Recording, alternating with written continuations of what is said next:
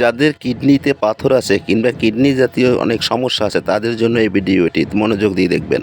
প্রিয় ভিউয়ার্স, আসসালামু আলাইকুম। কবিরাজ বাড়ি চ্যানেলের পক্ষ থেকে আপনাদের শুভেচ্ছা এবং স্বাগতম। প্রিয় ভিউয়ার্স, স্ক্রিনে একটি গাছ দেখতে পাচ্ছেন। এই গাছটির স্বাভাবিক নাম পাথর কুচা পাতা, কেউ বা পাথর চুনা পাতা বলে।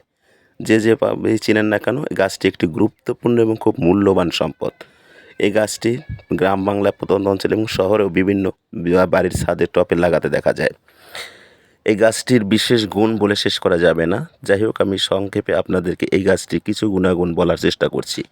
যাদের অতিরিক্ত প্রস্রাব বা মেহ বলে যাকে, কিংবা বর্তমান সময় এর নাম ডায়াবেটিস, যাদের এই সমস্যাটা আছে তারা এই পাথরকুচি পাতার রস সেবন করতে পারেন এবং তাতে আপনার এই মেহ বা ডায়াবেটিস নিয়ন্ত্রণ হবে। এছাড়া আরেকটি গুরুত্বপূর্ণ বিষয় হয়েছে যা খুবই গুরুত্বপূর্ণ, একটু মনোযোগ দিয়ে শুনবেন প্লিজ।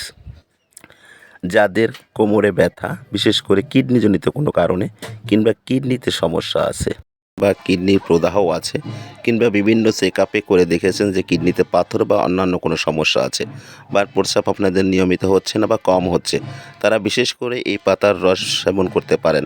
যাদের কিডনিতে পাথর আছে, এই পাতার রস যদি সেবন করেন তাহলে আপনার কিডনি পাথর আস্তে আস্তে ক্ষয়ে যাবে।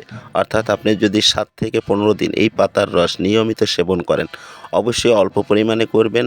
বিশেষ করে আপনার লবণ চামচ বা আমরা যে সিরাপ খেয়ে থাকি সেই সিরাপের হাফ কাপ প্রত্যেক দিন সকালে, এভাবে একটানা আপনি 7 দিন খাবেন। যদি আপনার ব্যথা বা প্রদাহ কমে যায় তাহলে আর খাবেন না। আর যদি যতক্ষণে কমতে না থাকবে ততদিনই খেতে থাকবেন প্রত্যেক দিন সকালে। এভাবে যদি একটানা আপনি 15 দিন এই পাথরকুচা পাতার রস সেবন করেন তাহলে আপনার কিডনিজনিত যে কোনো সমস্যা, বিশেষ করে কিডনি পাথর কিংবা প্রদাহ, আপনার আশা করি আল্লাহর রহমতে এবং এই গাছের গুণে সেরে যাবে।